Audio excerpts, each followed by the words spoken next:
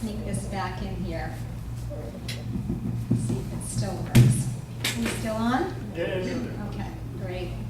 Thank you so much for welcoming me here, and the weather was not looking so good at camp anyway. So in Lee, Maine, if the sun's not shining, there's not a whole lot else to do, especially if it's raining. You can't even go pick berries, which is my mother's favorite activity.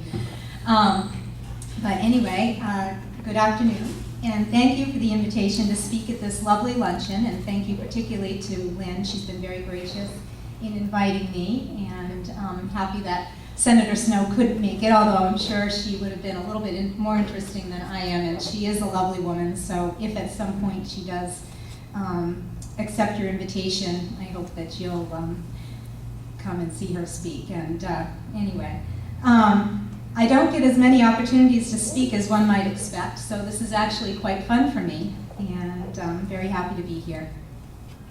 So I'd like to begin by telling you a little bit about myself. My name is Amy Volk, and I have, as Lynn said, been a freshman legislator in the House of Representatives this year, and I represent the coastal side of Scarborough. Representative Heather Siraki represents the other half, which extends roughly from the Eastern Road west. And my district, 127, covers everything on the water side of the scenic Scarborough Marsh, from Cape Elizabeth in South Portland to Old Orchard Beach. And since Representative Siraki and I do represent the same town, we work together a lot, consulting each other frequently, particularly on issues that affect the town of Scarborough. Prior to our elections, neither of us had been involved in politics. We were moms raising our families. So a lot of times people on the campaign trail would say to me, "So, have you always been involved in politics?" And I'd say, "No, I never even ran for student council." And that always got a laugh. And then people said, "Well, you must be crazy." And honestly, that was one of the things that I sort of, the image I had of people serving in Augusta was that, oh, they must all be a little bit nuts. But as I'll talk about later, that's actually not the case. Some lovely, lovely people serving you all in Augusta. So anyway, Heather Siraki worked as a dental hygienist, and I had my own small business, Personally Yours, which supplied people with custom printing, such as wedding invitations and personal stationery. And I worked out of my home. It's a very flexible business when you have 4 children that you're raising between the ages of the time of my election. My kids were between 6 and 19, so quite the range. And it's a business that I had taken over from my mother-in-law, and I enjoyed it. But I was really looking for, let's put it this way, it wasn't really something that I wanted to spend the rest of my life doing. And looking at my kids growing up, I was sort of wondering what the next phase of my life was going to look like. And I found that this is actually a really great fit for me. So I first met Representative Siraki at the Republican State Convention. I had already declared my candidacy, but we still needed a candidate for District 128. I encouraged her to consider it and was thrilled when she announced she would run shortly thereafter. So how did I go from being a fairly casual observer of Maine politics to being a candidate? You know how you can walk into a joke? I hooked myself one day outside of Pleasant Hill School while talking to Christy Lee McNally, who was then the executive director of the Maine Republican Party. I'm a Republican. She had been pestering my husband, Derek, to run for office. So let me just explain. Derek is the type of person who routinely accomplishes more in one day than most people do in a week. You might not think that looking at him right now, but I assure you he's probably been up since 5 a.m., returned numerous phone calls, he's got his BlackBerry on him at this moment. Probably at some point in time he will be returning emails or texting one of his salespeople. He is president of Volk Packaging Corporation, a corrugated box manufacturing plant in Biddeford, which employs around 80 people. And incidentally, I'm proud to say that last week it was just announced that they were named to the list of best places to work in Maine. So very proud of that. He's a 3rd generation family business owner, and he is a big part of why Volk Packaging is such a great place for people to work. He coaches as many as 3 teams in a single season and is the president of 2 nonprofit boards, Scarborough Young Life and Southern Maine Flame Softball. Add that to being married and having 4 children, he's a very busy guy. So basically, I was trying to tell Christy that there was no way that he could possibly serve in the legislature. And she said, "I know, I'm just desperate. I'm asking everyone." To which I jokingly replied, and this was my doom, "Well, you haven't asked me." Suddenly, a little light bulb seemed to go off in her head, and she said, "Oh, would you? You'd be great." And just at that moment, my running buddy walked by and asked what I would be so good at. And when Christy suggested that I would make a great candidate, she completely agreed, and later on our run listed a number of reasons why she thought it was a good fit. So I began to seriously consider the idea, which had actually seemed like a joke just that morning. I talked it over with Derek and the kids, expecting them to be horrified, and he was a little bit at first. The kids were like incredibly excited. I couldn't even believe it. But then he came around and was very excited and very supportive, helped me campaign, went door to door. He handled the letter writing campaign, asking people to, everybody we knew in the town practically to write letters of support into our local paper, which I think was very helpful.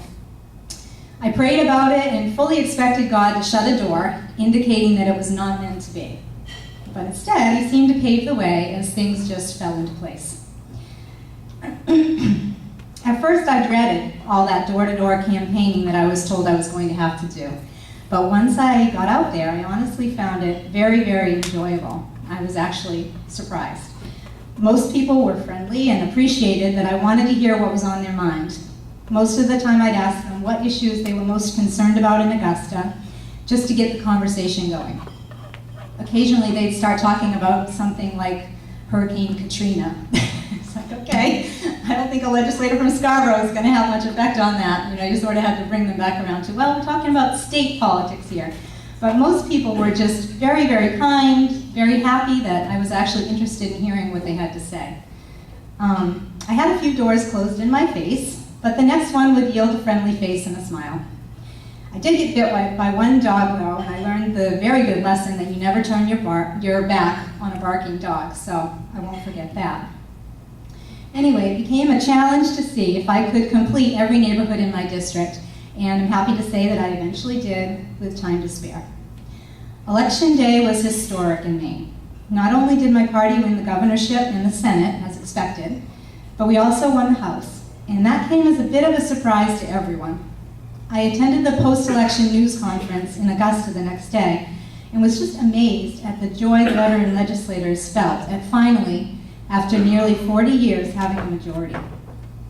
Honestly, I was a bit worried that they wouldn't have a plan because the sweep was so unexpected. But I was pleased to realize that they were indeed ready to hit the ground running with a conservative agenda intended to put Maine businesses back in the black and bring jobs back to our state. However, at first it was slow going. You're dealing with an entirely new executive staff in the governor's office, staff in new roles in the Senate President and in the House Speaker's offices. All of the committees needed new House and Senate chairs, and those folks had never served as committee chairs before. So they had to get up to speed. Commissioners had to be vetted, chosen, and confirmed.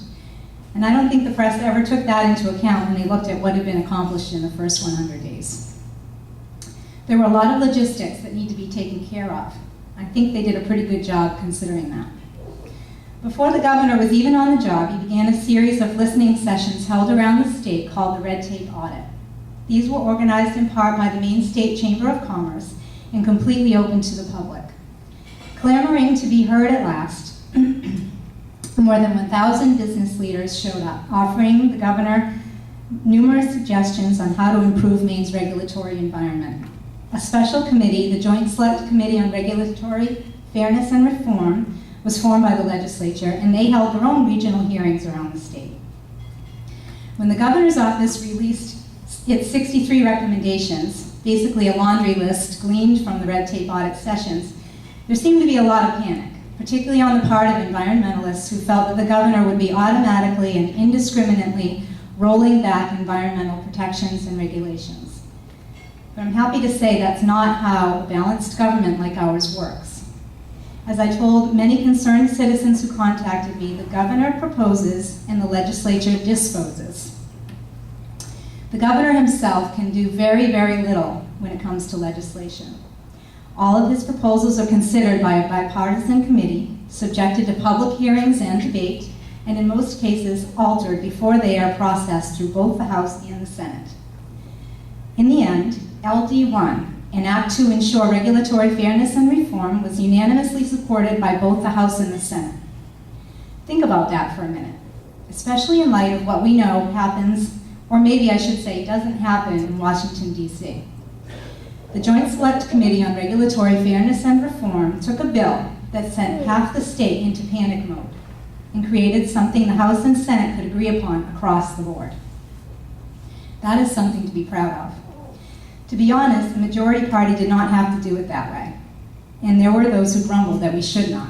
After all, progressive agendas and legislation had been passed without the minority's participation for years and years.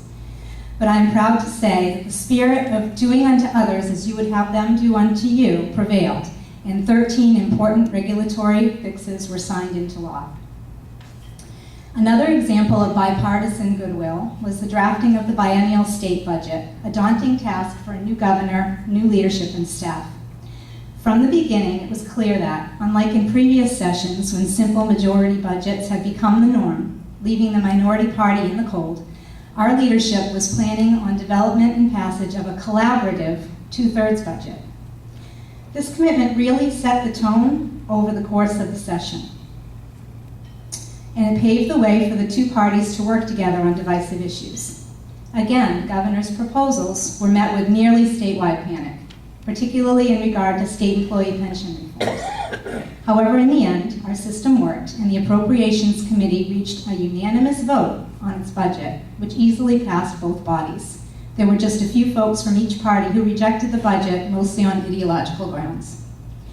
Included in the budget is the biggest tax cut in history, in Maine history, which removed 70,000 lower income filers from the income tax rolls, reduced the top income tax bracket from 8.5% to 7.95%, abolished both the alternative minimum tax and the marriage penalty, reduced the estate or death tax, refunded the sales tax paid on the purchase of fuel used in commercial fishing boats in an effort to help that really critical industry, and removed the taxes assessed on meals at retirement facilities. Yes, people who lived in retirement facilities were paying taxes on their meals. We also increased funding to K-12 education and did not reduce funding for higher education. Those are some amazing accomplishments. Perhaps the biggest issue which was dealt with in the budget was state pension reform. I am sure this is a subject close to your own hearts, even though you're retired from the federal government and not the state. As I'm sure you've read, states around the country have been dealing with the problem of having made promises they simply cannot afford to keep. Maine was no different, except that the problem had been addressed somewhat with a constitutional amendment adopted in 1995, which forces us to have our pension system fully funded by 2028. A number of factors, including the state not always contributing on schedule and lower than expected investment returns, have resulted in an estimated $4.4 billion unfunded liability to pay that debt by 2028. Something had to be done. It did not seem fair to lay reforms on the backs of retirees, but real reform necessitated compromise on everyone's part, and many made the argument that private sector retirees had had their pensions adjusted years ago. The final result limits cost of living increases for 3 years. Social Security recipients have not had COLAs in 2 either. Limits subsequent increases to 3%. The current historical average is 2.8%. Increases the retirement age from 62 to 65 for newly hired employees or those with less than 5 years of service. Increases vesting for retiree health benefits from 5 years to 10 years, and requires state retirees to pay for a greater portion of their health care premiums. As you can imagine, these changes have been unpopular with most state retirees and those who feel we should not be making cuts while also lowering taxes. These were difficult decisions. The bottom line is that Maine needs to be competitive with other states. When you look around and you see other states making similar changes to their pension systems and still providing better business climates, you've got to do the same. Maine cannot afford to roll along with its slogan, Maine the way life should be, and just expect job creators to say, okay, I guess that's where I will go to open or grow my business. Businesses today are competing globally, and business owners may not even live in the same state in which they operate because they can do so much management with the help of technology. Without businesses, there are no jobs. Without jobs, there are no taxpayers. Erosion of your tax base means cuts in government services such as education, something we are all too familiar with. It's that simple. Well, it can't all be positive, can it?